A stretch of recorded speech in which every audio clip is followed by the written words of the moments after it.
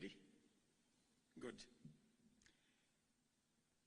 Over the past 1 month, Kenya's credentials as a democratic nation have been severely tested.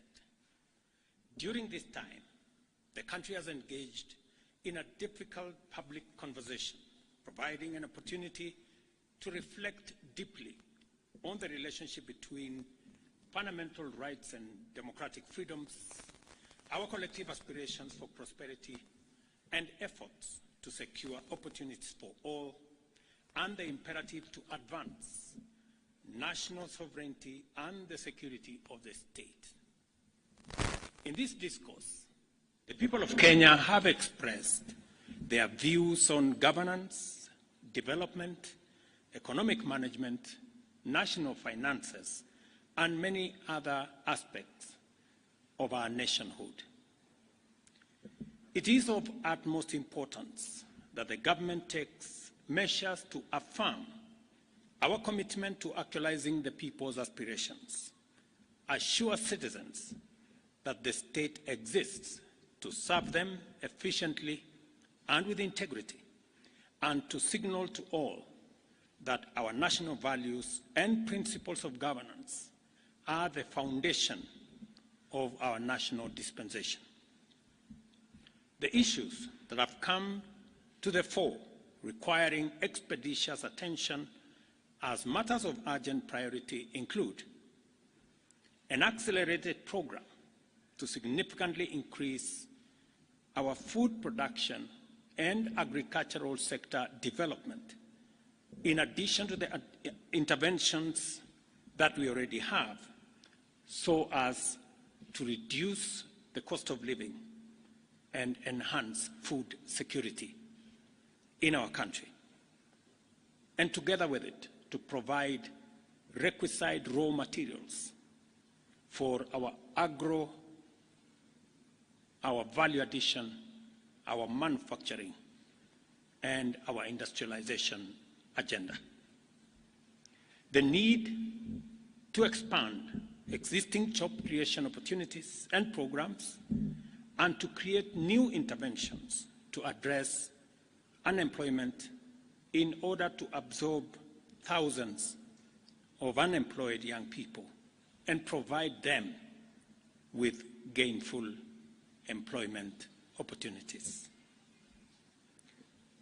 The necessity of a public conversation on innovative, prudent, transparent, and accountable use of public resources, along with people-friendly mechanisms for domestic resource mobilization and reducing public expenditure in a manner to make sure that we live within our means.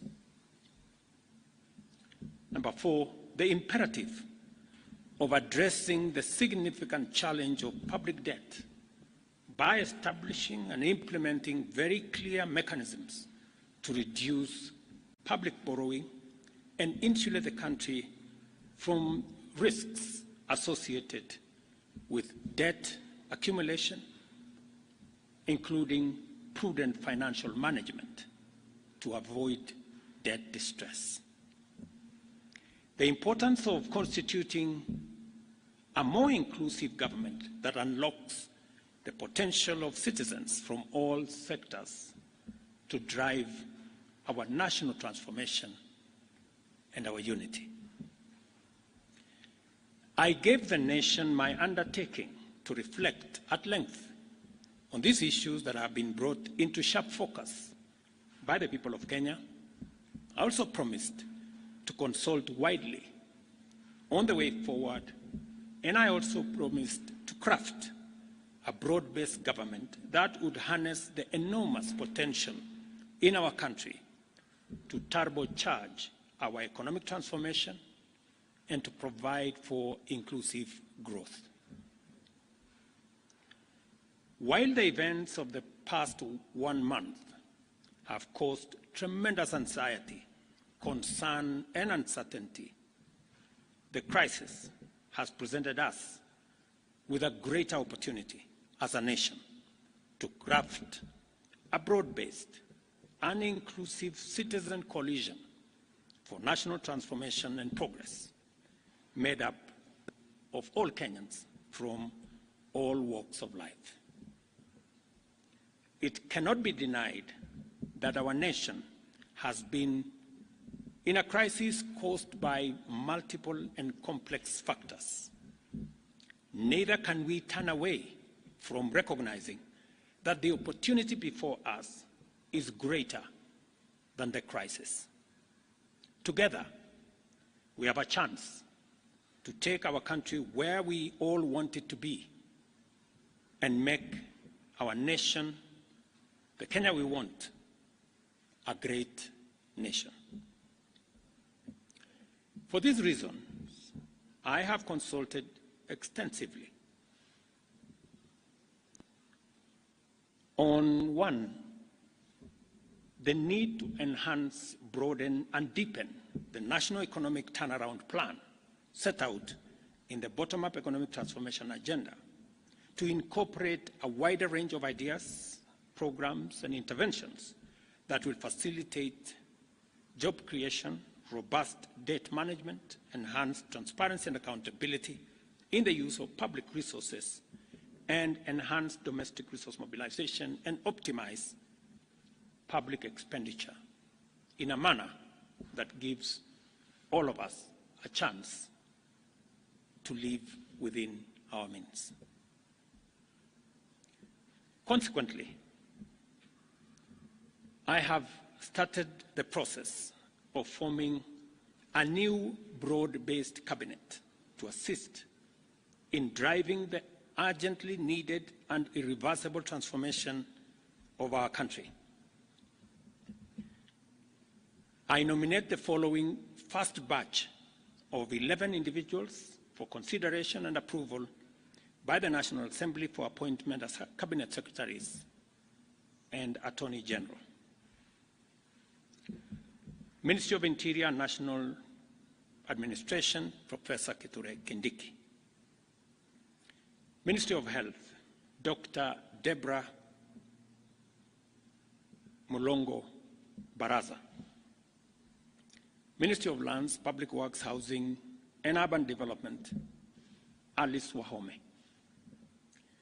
Ministry of Education, Julius Migosi Ogamba. Ministry of Defense, Aden Bare Duale. Ministry of Agriculture and Livestock Development, Dr. Andrew Muhia Karanja. Ministry of Environment, Climate Change and Forestry, Roslinda Soipan Tuya. Ministry of Water, Sanitation and Irrigation, Eric Muridhi Muga. Ministry of Roads and Transport, Davis Chircher. Ministry of Information, Communication and Digital Economy, Dr. Margaret Nyambura Ndungu. Attorney General, Rebecca Miano. I am continuing to undertake consultations across the political divide on the balance of cabinet that I will appoint shortly. The consultations are at an advanced stage, and internal processes in various sectors are underway to facilitate my appointment of the balance of this cabinet. Additionally, I will be issuing next week a clear roadmap on the assignment that the new cabinet is going to have, with clear timelines and deliverables for us to harness the tremendous potential that exists in our nation and drive our country to greatness. Thank you very much, and God bless you.